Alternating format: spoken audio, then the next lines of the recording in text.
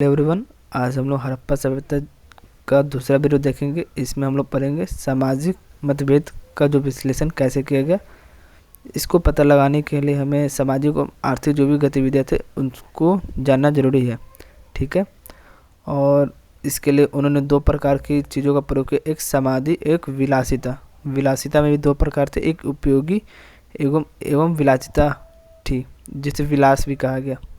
विलासिता वैसी वस्तु जो बहुत थोड़ी महंगी होती है, उपयोगी जो वैसी वस्तु जो जिनका हम लोग डेली उपयोग करते हैं, ठीक है। अब यहाँ पे चित्र में दे सकते हैं, जैसे ये हो गया एक दर्पण है और एक ये मोती है, मोती की माला। फिर हम लोग आगे देखते हैं समाधि में। तो समाधि में इसमें दिखाया गया है कि इसमें दो समाधि, एक हड़प्पा की और एक मिस्र की समाधि की तुलना की गई है कि हाँ कैसे कैसे थी। तो बताते हैं मिस्र के जो विशाल पिरामिड से परिचित थे उस वक्त के जो लोग, जिनमें से कुछ थे हड़प्पा सभ्यता के समकालीन थे। बताया जाता है कि जो मिस्र के जो पिरामिड थे कुछ, वो हड़प्पा सभ्यता के समकालीन थे। इन पिरामिड शाही कब्रगाह थे, मतलब ये जो पिरामिड थे ये शाही कब्रगाह, यानी जो भी शासक होते थे उनके ये कब्रगाह थे। इसमें भारी मात्रा में धन दफनाई गई थी, ऐसा बताया गया है। वही हड़प्पा में जो समाधि थी वो क्या थी, मृतकों को आमतौर पर गड्ढों में रखा गया था। दफनाने के गड्ढे को बनाने के तरीके में अंतर था। मैं यहाँ जो गड्ढा बनाया गया था उनको बनाने का जो तरीका था उसमें अंतर था। खोखली जगहों को ईंटों से ढका दिया जाता था, ठीक है। कब्र में मिट्टी के बर्तन और आभूषण रखे जाते थे।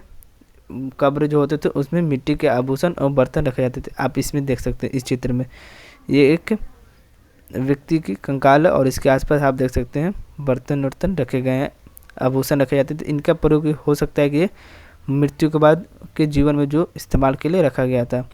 आभूषण पुरुषों और महिलाओं दोनों की कब्रों में पाए गए हैं।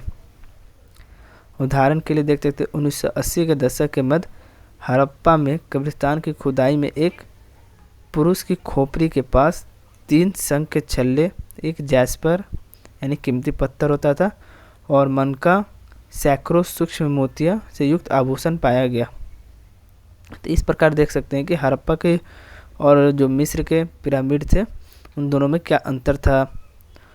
मिस्र का जो पिरामिड था वो शाही कब्रगाह के रूप में देखा गया कि इसमें बहुत सारे भारी मात्रा में धन दफनाया गया था। वही हड़प्पा सभ्यता में देखे तो बहुत सारे बर्तन आभूषण दफनाए गए थे और इनकी बनावटें भी अलग थी। मिस्र का जो पिरामिड था वो एक पिरामिड टाइप का था, और जबकि यहाँ पे जो भी समाधि थी वो क्या थी, गड्ढे में बनाई गई थी। और विलासिता वस्तुओं को देखें तो एक तो उपयोगी वस्तु हो गई, एक विलास की वस्तु हो गई। उपयोगी वस्तु जो दैनिक जीवन में आसानी से उनका इस्तेमाल किया जाता था।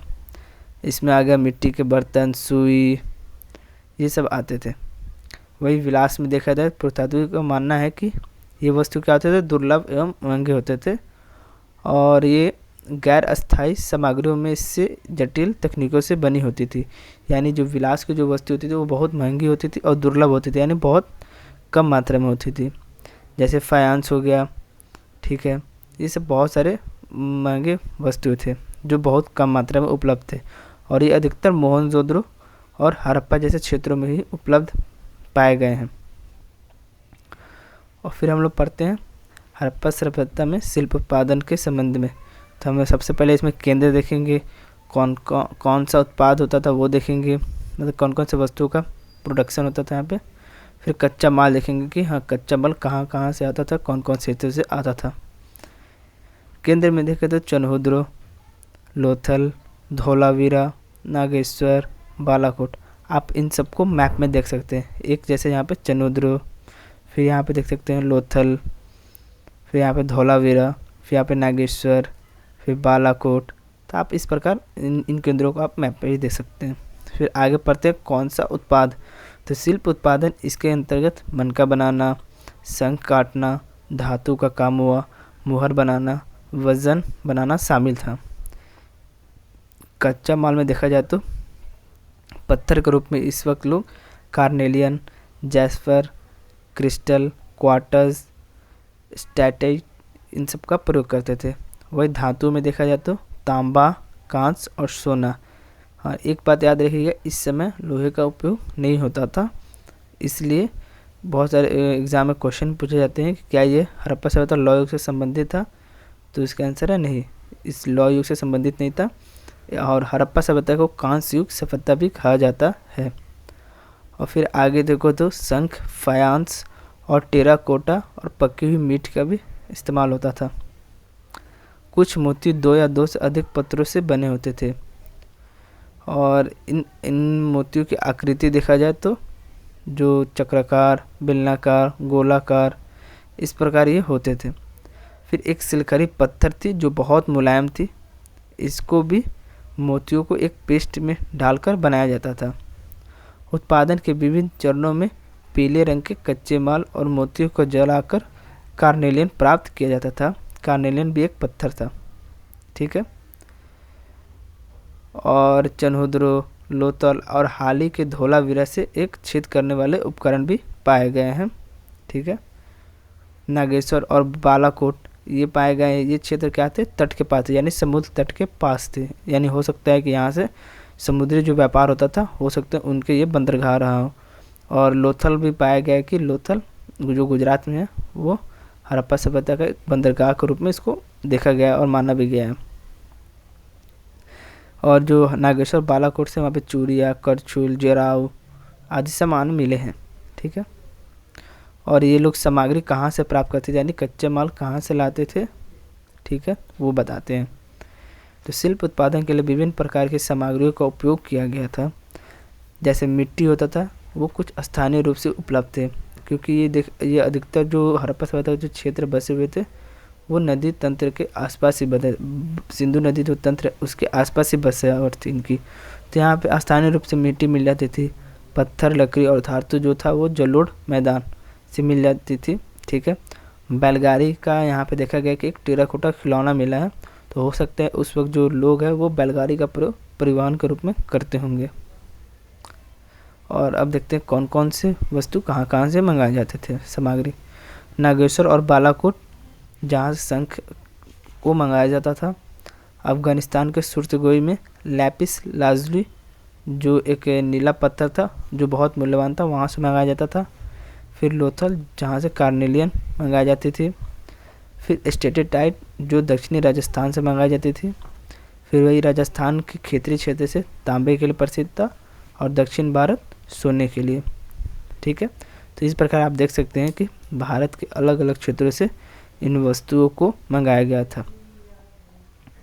और इसके अलावा अब हम देखते हैं कि ये तो हो गया कि आंतरिक व्यापार था, ठीक है। अब हम देखते हैं कि बाह्य व्यापार भी इन लोगों का देखा गया है हड़प्पा सभ्यता में। तो आगे चलते हैं। हाँ, इस वक्त बताया गया कि जो तांबा था जो वो कहाँ से लाया गया था, ओमान से लाया गया था। रासायनिक विश्लेषण किया गया तो पता चलता है जो ओमानी तांबा और हड़प्पा की कलाकृतियों जो थी उनके निकेल में निशान पाया गया है जो एक समान उत्पत्ति का संकेत देता है। यानी रासायनिक विश्लेषण किया गया तो पाया गया कि जो ओमानी तांबा था और हड़प्पा में जो तांबा पाई गई है उन दोनों में क्या मिलता है, एक संकेत मिलता है कि हाँ दोनों एक ही थे, जिससे मालूम चलता था कि हाँ इन दोनों का व्यापार भी होता था। एक विशिष्ट प्रकार का बर्तन जो काली मिट्टी का मोटी परत वाली होती थी वो पाया गया है। ये जार जिसे आप चित्र में देख सकते हैं, यह हड़प्पाई जार पाया गया है जो ओमान से मिला है। तो इस प्रकार बताया गया कि जो हड़प्पा के लोग थे वो इस जार का जो ओमान का तांबा से व्यापार करते थे, ठीक है। मेसोपोटामिया के ग्रंथों में मगन नामक क्षेत्र में तांबे आने का उल्लेख है जो शायद ओमान का एक नाम है। तो आप देख सकते हैं मेसोपोटामिया का भी जो ओमान से तांबा का व्यापार होता था। फिर मेसोपोटामिया ग्रंथों में दिलमुन यानी जो संभवतः बहरिंदुप, फिर मगन, मेलुआ और संभवतः हड़प्पा क्षेत्र नामक के लिए संपर्क का उल्लेख है। तो इस प्रकार देख सकते हैं मेसोपोटामिया के ग्रंथों में भी हमें इन सारे क्षेत्रों का वर्णन मिलता है कि हाँ इनका इनसे इन क्षेत्रों से व्यापार होता था। मेसोपोटामिया का एक मिथक मेलुआ के बारे में कहता है कि तुम्हारा पक्षी हजा पक्षी शाही महल में सुनी जाए। यहाँ पे हजा पक्षी है वो बताया गया है मोर को, ठीक है। आप ये देख सकते हैं इसमें एक जहाज का चित्र है बताया, इसके एक सबूत के रूप में बताया गया कि हाँ, इस वक्त लोग जहाज़ का प्रयोग व्यापार में करते थे, समुद्री व्यापार में। फिर आते हैं मुहरे और मुद्रांकन। तो मुहरे उस वक्त जो प्रयोग होते थे वो सुविधा लंबी जो दूरी होती थी उसको सुविधाजनक बनाने के लिए उपयोग किया था। उस वक्त बताया जाता है कि कोई भी जो वस्तु होती थी उसको एक थैले में रखकर उसके ऊपर एक मिट्टी की लेप लगाकर उस पर मोहर लगा दी जाती थी, और जब कोई व्यक्ति उसको किसी दूसरे व्यक्ति तक ले जाया जाता था तो उसके ऊपर जो मिट्टी की मोहर लगी उनसे अगर छेड़छाड़ नहीं हुआ है तो समझी जाती थी कि वह वस्तु के साथ छेड़छाड़ नहीं हुई है। इस प्रकार इन मोहरों का उपयोग किया जाता था व्यापार में। फिर हम हड़प्पा सभ्यता की लिपि को देखते हैं।